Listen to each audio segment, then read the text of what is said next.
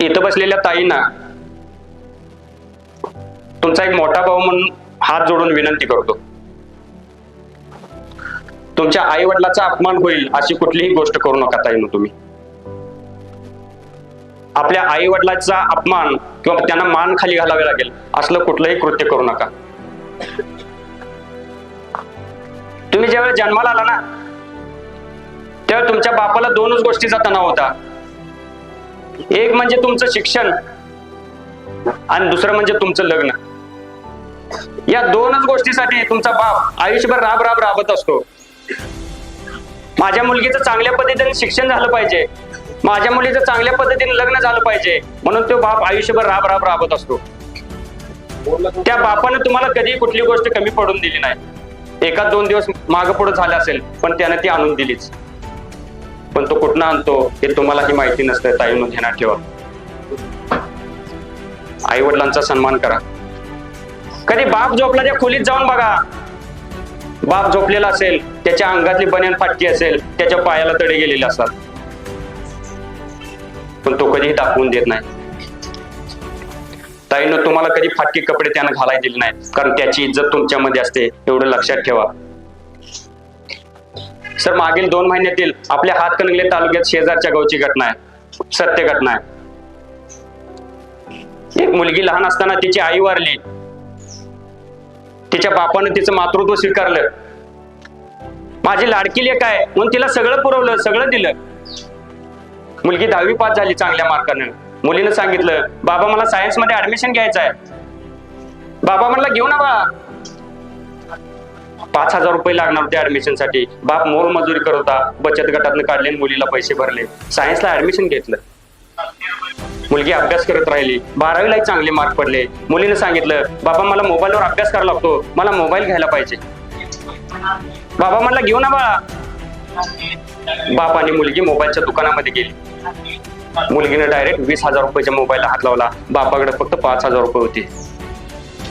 त्या बापाने मोबाईलच्या दुकानदाराला सांगितलं, दादा माझ्याकडे 5,000 रुपये आहेत, तुमचे राहिलेले पैसे नंतर देतो मी, मुलीला मोबाईल द्या.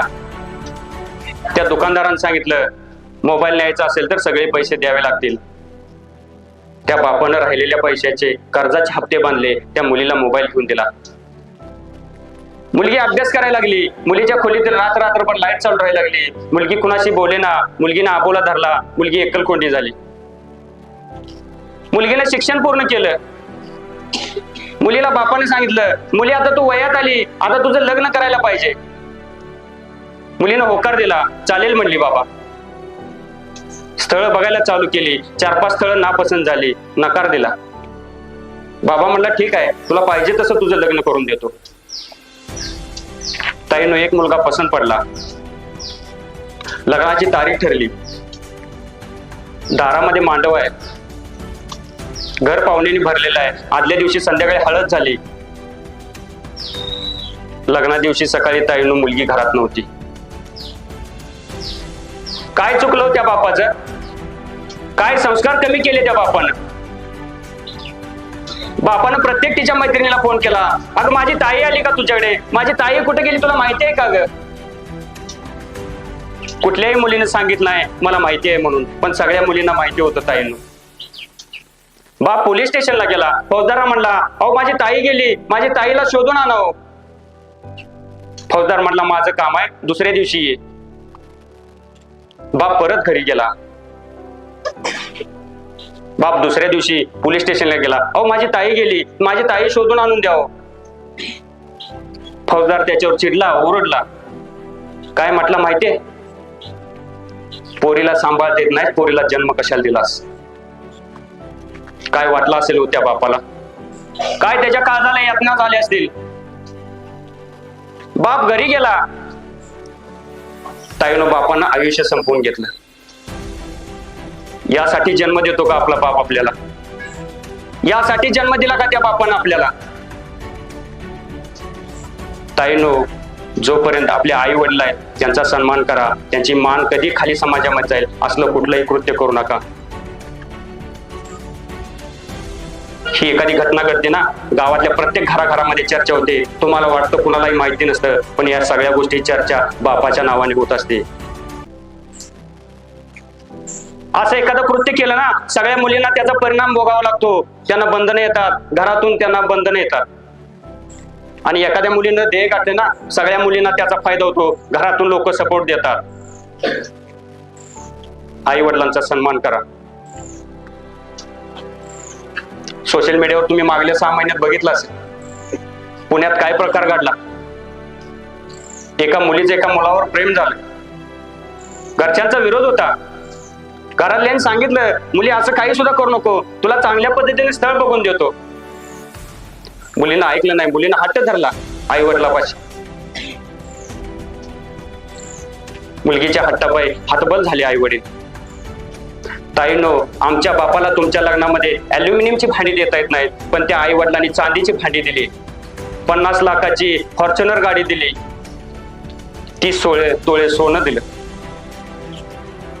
आम्ही प्रेम कशाला म्हणतो, प्रेमाची व्याख्या काय हे अजून आम्हाला माहिती नाही. अजून आम्ही आबाला आहोत एवढं ध्यानात ठेवा. ताईंनो, हा समाज तुम्हाला ओरबडाय बसला एवढं ध्यानात ठेवा. आम्ही जे प्रेम म्हणतो ना, हे शारीरिक आकर्षण आहे, ह्या वासना आहेत. खरं प्रेम तुमच्यावर कोण करतं माहितीये? तुमचा आई आणि तुमचा बापच खरी प्रेम करतात. बाकीच्या सगळ्या भावना आणि शारीरिक आकर्षण आहे. हा समाज तुम्हाला उरबडाय बसलाय. त्या मुलीच्या विरोधात त्या बापाने तिचं लग्न करून दिलं. का लग्न केलं त्या मुलाला माहितीये? त्याचं प्रेम त्या पोरीवर नव्हतं, त्या बापाच्या इस्टेटीवर होतं. पोरगीचं नाव काय माहितीये? तुम्हाला सगळ्यांना माहिती आहे त्या पोरीचं नाव. त्या पोरीचं नाव होतं वैष्णवी हगवणे. तो बाप सोशल मीडिया मधून दाय मोकलून रडून सांगत होता सगळ्या महाराष्ट्रातील ताईंना, ताईंनो, माझ्या पोरीने चूक केली, तुम्ही करू नका, हे प्रेम बिम काय नसतं असं धाय मोकलून तो सांगत होता. तुम्ही सगळ्यांनी बघितलंय. ताईंनो, आपल्या आई वडिलांचा सन्मान करा. आपल्यामुळे जर आपल्या बापाला हे जग सोडावं लागत असेल ना, तर असल्या अवलादी आईच्या पोटातच संपलेल्या बऱ्या. असलं कुठलंही कृत्य करू नका. तुम्ही ना, हे देशाचं भविष्यात जाऊन हा देश तुमच्या हातामध्ये येणार आहे. त्या पद्धतीने तुम्ही वाटचाल करा.